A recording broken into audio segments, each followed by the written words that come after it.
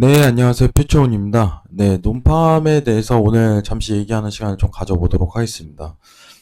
자, 전일이었죠. ADP사에서 주최하는 논팜 자체가 발표됐는데, 최악으로 좀 나왔어요, 사실. 네, 오늘 여러분들 외신을 좀 보신 분들이라면 좀 참고할 만한 내용 자체가 트럼프가 굉장히 자신 있어 하는 내용 자체가 이제 논팜 결과다. 우리는 논팜 결과를 보면 비농업 고용지수에서 깜짝 놀랄 만한 어떤 수치값이 나올 것이다 이렇게 좀 예상을 하고 있어요. 근데 이 자신감 뒤에는 사실 이제 어떻게 보면은 최악의 국면 자체가 있는 거죠. 최악의 국면. 내용 한번 보도록 하겠습니다. 기사 내용이 나쁘지 않아서 여러분들한테 한번 읊어주고 싶어서 내용 한번 읽어보면서 가져보도록 할게요. 자, 일단은 금요일, 이제 내일이죠. 8월 7일 한국 시간으로 21시 30분에 비농업 고용지수가 있습니다. 자, 왜 이 수치값이 굉장히 중요하냐면은 미증시 거래하시는 분들이 한번 경험해 보셨을 텐데 거래량이 말도 안 되게 나오는 장세예요. 한 달 중.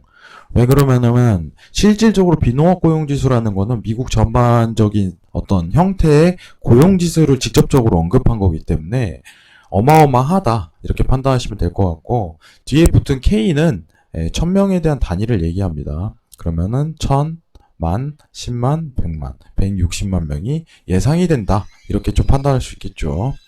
뭐 이 정도는 기본적으로 숙지하고 되시면 될 것 같고 지금 미 7월 고용보고서에 쏠린 눈 경기 트럼프 재선이 달렸다 이런 내용 자체가 나왔는데 일단 내일 지표 자체가 발표됐는데 중요한 거는 이제 부양 정책에 대한 어떤 예상이 이 고용 지표에 대한 결과에 따라 달려 있다는 내용 자체가 포커스가 좀 당기기 시작을 했어요.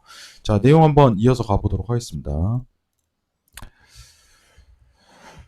자, 보시면 아시다시피 읽어보도록 할게요. 자, 5일 미국 민간 고용 업체인 오토매틱 데이터 프로세싱, 뭐, 이제 회사 이름이죠. 선조사를 먼저 하는 겁니다. 그래서 ADP 고용지수라고 할 거예요. 어제자 이제 발표가 됐었는데 16만 7천 명에 증가했다고 발표했는데 예상치가 6월에 예상치가 사실 굉장히 높았어요. 근데 워낙 ADP사에서 조사하는 거는 실제치랑 너무 다르기 때문에 이제 영향 자체가 신뢰성이 굉장히 낮은 회사예요. 그렇기 때문에 어떻게 보면은 지표 자체가 낮게 나오더라도 미증시에는 반영률이 굉장히 적습니다. 자, 여기 내용이 나오지만은 어제 좀 충격을 가할 만한 내용, 엄청난 어떻게 보면 하락세죠. 굉장히 적은 수치값입니다. 그럼에도 불구하고 실제치를 봐야 알 수 있다고 전문가를 입을 모았다. 전일 수치값은 크게 의미가 없다. 제일 중요한 건 내일이다. 내일 만약에 이 정도 고용 수치가 나온다면은 사실 이제 하락 장세가 나올 가능성 굉장히 높아요. 데일리적입니다. 데일리적으로 파동 자체가 하락으로 이어질 가능성이 굉장히 높게 측정이 됩니다. 무시할 수 없는 수치이기 때문에. 근데 문제 자체는 우리가 지금 기다리고 있는 게 고용지표에 따른 부양정책이 어떻게 좀 판이 갈릴 것인가 이거를 측정할 수 있는데 자, 만약 7월 비농업 일자리 증가세가 주춤하면 전문가들 우려했던 고용절벽이 현실화된다. 지지부진한 미 의회의 추가 부양 협상 과정에서 주요 맹점인 특별 실업수당이 그대로 연장되어야 한다는 민주당 의견의 설득력을 얻을 가능성이 굉장히 높다. 그러면 5차 부양 정치 시작을 하는 거죠. 그리고 실제치 어떤 이런 결과값을 이끌어냈을 때 미 증시는 재반등을 이끌어낼 가능성이 굉장히 높습니다. 이러한 모멘텀을 좀 그릴 가능성이 굉장히 높다는 거예요. 그렇기 때문에 여러분들 참고하셔야 되고 지금 원래 이제 8월 9일 어떻게 보면은 이제 상원 회의가 들어가기 전에 아직도 난항을 겪고 있어요. 근데 이 미국에 대한 고용 지표 자체가 지금 트럼프가 어떻게 보면은 지지율 자체가 굉장히 밀리는 상황인데 더 추가적으로 밀릴 가능성이 굉장히 높다. 이런 내용 자체도 슬슬 나오고 있습니다.